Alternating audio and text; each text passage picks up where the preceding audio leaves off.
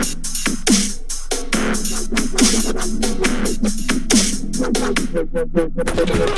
sports fan. This is Stephen Hill for Sports Choice Plus, and I bring you a very special breakdown. I'm going to be covering, was it the right move to get rid of Doc Rivers?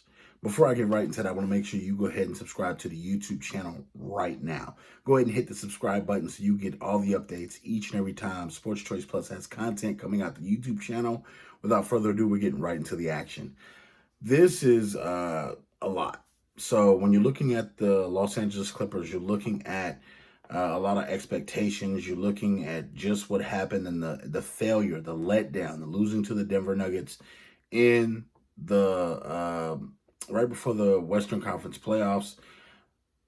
It was disappointing on many different fronts. When you look at Steve Ballmer, the owner who bought the team for $2 billion, he was expecting a championship or at least a conference finals. When you look at so many different people around the Clipper organization, Doc Rivers had to go. And you look at it like this. Doc Rivers was given a raw deal because possibly Kawhi Leonard or possibly Paul George could have saved his job. If they would have gave him a vote of endorsement to Steve Ballmer, they possibly could have kept him as a head coach. When you're looking overall at what had to happen, Doc had to go. The writing was on the wall, and I'll just take you down memory lane a little bit. A couple of years ago, I believe 2017, it was reported that Doc Rivers was, relieved of his duties as general manager of basketball operations, not of head coach, though. Steve Ballmer let him still be a head coach, and he wanted him to focus on putting the best quality product on the team. Here comes last year. You see the Kawhi Leonard sweepstakes. The Lakers were into it. Clippers came in the 12th hour, stole away Kawhi, traded Oklahoma City all those draft picks. That's going to be key. I believe it was 5 draft picks swapped with a couple of teams for their picks. And they basically mortgaged their future banking on becoming NBA champions or possibly being contenders right away. When you look at the meat and potatoes of the roster, when they had this season, you're looking at Paul George, Kawhi Leonard, Montrezl Harrell, Marcus Morris, Lou Williams, and Reggie Jackson, and Patrick Beverley. When you're looking overall at that team, they made a lot of mistakes throughout the season putting their team together. And it's just looking at the way Doc, I don't know if it was Doc that made the moves or Ballmer that made the moves. Signing Reggie Jackson was a mistake. This team basically signed Marcus Morris and Reggie Jackson to keep them away from the Lakers. They should have put in more shooters around these guys. They should have put more athletic, gifted guys around this talented team. When you're looking at what Paul George and Kawhi did in the playoffs, they oftentimes laid eggs. Paul George more than anybody else, but you're looking at Patrick Beverley. All these guys are good guys at one thing. Patrick Beverley, his calling card is defense. Lou Will, his calling card is offense. Montrezl Harrell, his calling card is offensive rebounding and putting up trash points. Basically getting offensive rebounds, getting defensive rebounds, and putting putbacks in. That's kind of what he is. You looking at the Morris brother. He's an enforcer. That's kind of his role. Reggie Jackson. He's not really an elite player. He's not really a great player. He's serviceable as a point guard. So the build of the Clippers was wrong from the get-go. When you put Kawhi on this team, he's not a leader. And Doc Rivers' voice got stale. You got to think, Doc's been there for a couple of years. He didn't just get there a year or two ago or 3 years ago or 4 years ago. The same message every single day. Doc has been trying to deliver and it didn't go through. I don't think Kawhi Leonard really cared for Doc Rivers as far as after the series goes. You heard his criticism of Doc Rivers, and you heard his criticism after they lost. It was an excuse, but you heard the criticism.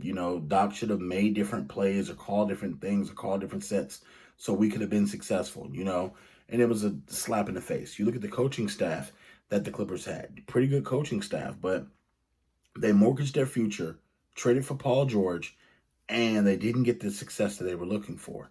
That's why Doc lost his job. It's one of those things where you have to understand they put a lot into not only getting this team together, they just bought a stadium that they're trying to build, land for the stadium. It's so many different things. And when you have that kind of pressure, even though, to be honest, the Clippers were one of the teams that opted out. They didn't want to come into the bubble and play. the Los Angeles Lakers were the other team to do that. And down the stretch, I think Doc got a raw deal. I don't think it was fair. But when you look at, Lou Williams leaving the bubble and ending up at Magic City and that being public, Montrezl Harrell leaving the bubble and for the death of his grandmother, obviously, Patrick Beverley having injuries, having to sit out, they never got cohesive. And I think one of the things that really set off that people are not really talking about is when you look at Paul George, when you look at Kawhi Leonard, when they began to load manage, other players were not allowed on that team to load manage either. But the difference is you had some players looking at Kawhi and Paul George and saying, hey, I'm just as good as you. Why can't I load manage? And I think that created a little rift in the locker room. You look at the reports after they lost game 7, Paul George made a speech in the locker room.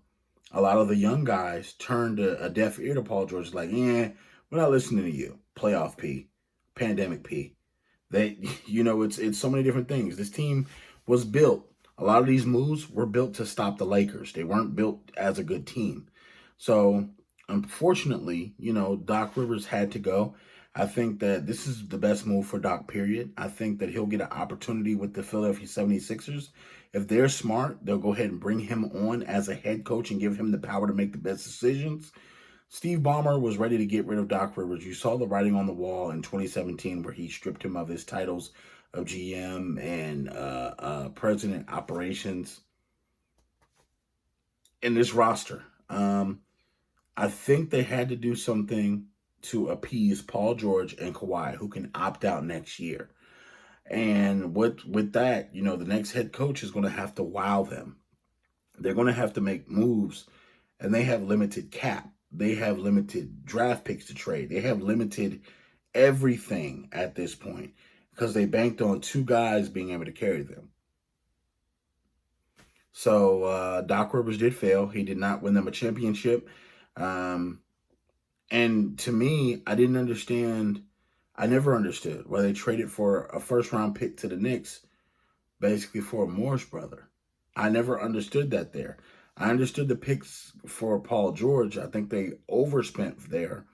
But when you look at this team top to bottom, they had a lot of deficiencies. This team never really played together. They never really gelled together outside the bubble or inside the bubble before it started.